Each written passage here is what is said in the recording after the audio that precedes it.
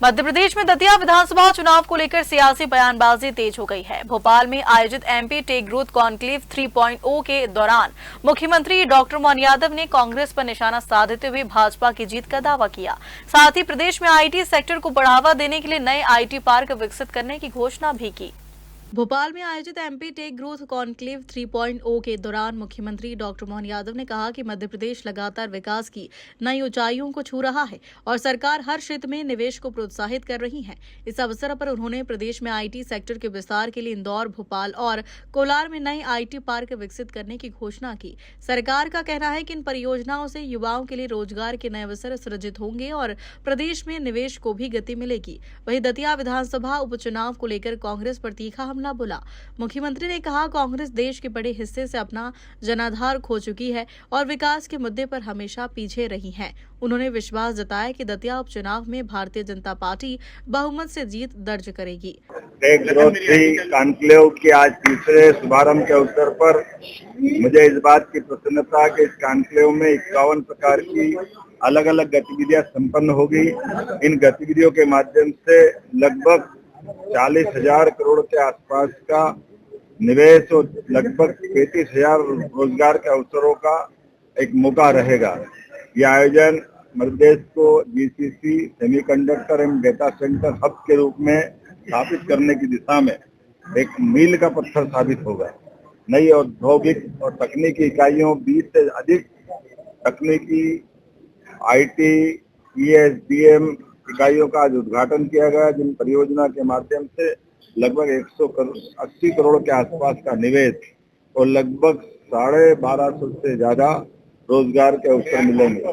ये इकाइयां इंदौर, भोपाल, जबलपुर में स्थापित होकर इलेक्ट्रॉनिक्स, आईटी और उन्नत विनिर्माण क्षेत्रों को गति देगी। भूमि का आवंटन, जो हम अपना काम जहां भी प्रारंभ करते हैं वहां पर बीते समय के किए गए कामों के परिणाम भी बताते हैं। नए भूमि पूजन, लोकार्पण और साथ में भविष्य में आने वाली कंपनियों को भूमि का आवंटन भी करते हैं। मुझे इस बात की प्रसन्नता है। उसी क्रम में आज 8 कंपनियों को आईटी पार्क भोपाल और आईटी पार्क सिंहासा, इंदौर में भूमि आवंटन हेतु एलओए भी जारी किए गए। इन परियोजनाओं से लगभग 205 करोड़ के नए निवेश के फिर 1242 नए रोजगार के अवसर प्राप्त होंगे। इससे आईटी, आईटीईएस, ईएसडीएम, डिजिटल उद्योगों का विस्तार होगा और खास करके आज मैंने कुछ नई घोषणाएं की है। इन घोषणाओं में इंदौर में सुपर कॉरिडोर में नया IT park, semiconductor centre of excellence, Bhopal का आईटी पार्क में नया IT tower, AVGS XTR centre of excellence, Manthan hub artificial intelligence centre of excellence, Bhopal के कोलार में नया प्लग एंड प्ले, जो हमारे नए भविष्य के उद्यम लोगों को जगह उपलब्ध कराएगा। और इसी सब के लिए जो हमारी पॉलिसियां तो है ही, हम पॉलिसियों से बढ़कर के निवेशकों के लिए सीसीआईपी में बैठ करके उनको भविष्य में आगे बढ़ने के लिए सभी प्रकार की अनुकूलता उपलब्ध कराते हैं। उसी का परिणाम है कि एमराल्ड कंपनी की पीसीबी मैन्युफैक्चरिंग परियोजना को 422 करोड़ की सीसीआईपी की स्वीकृति भी आज हमने प्रदान की। इस परियोजना से लगभग 325 रोजगार के अवसर प्राप्त होंगे। इससे प्रदेश को इलेक्ट्रॉनिक्स एवं सेमीकंडक्टर विनिर्माण क्षेत्र में मजबूत आधार के साथ देश और दुनिया में पहचाना जाएगा। आज हमने कई महत्वपूर्ण एमओयू भी किए हैं, जिसमें गूगल प्ले के साथ आर्टिफिशियल इंटेलिजेंसी और खास करके डिजिटल क्षमता के साथ एक जो हमने एमओयू किया, इसका लाभ मिलेगा। इन साझेदारियों से उभरती हुई प्रौद्योगिकियां, डिजिटल नवाचार, कौशल विकास, मध्य प्रदेश तकनीक, नवाचार और निवेश का नया केंद्र बन रहा है। आइए हम सब मध्य प्रदेश के निर्माण में सहभागी बने, विकसित भारत 2047 के संकल्प को पूरा करें।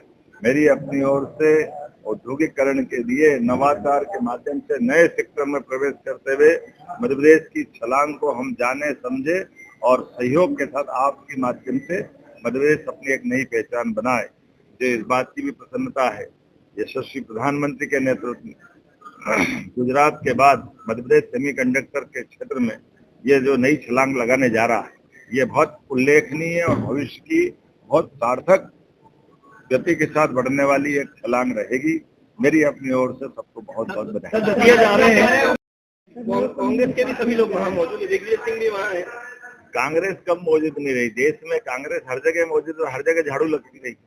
कांग्रेस के साथ कांग्रेस का वर्तमान का नेतृत्व की अकर्मण्यता और जनता के साथ विकास के मामले में कांग्रेस की जो देश को पीछे धकेलने वाली नीति, इसके विरोध में धीरे धीरे करके देश में 80% से ज्यादा भूभाग पर अब कांग्रेस का सफाया हुआ।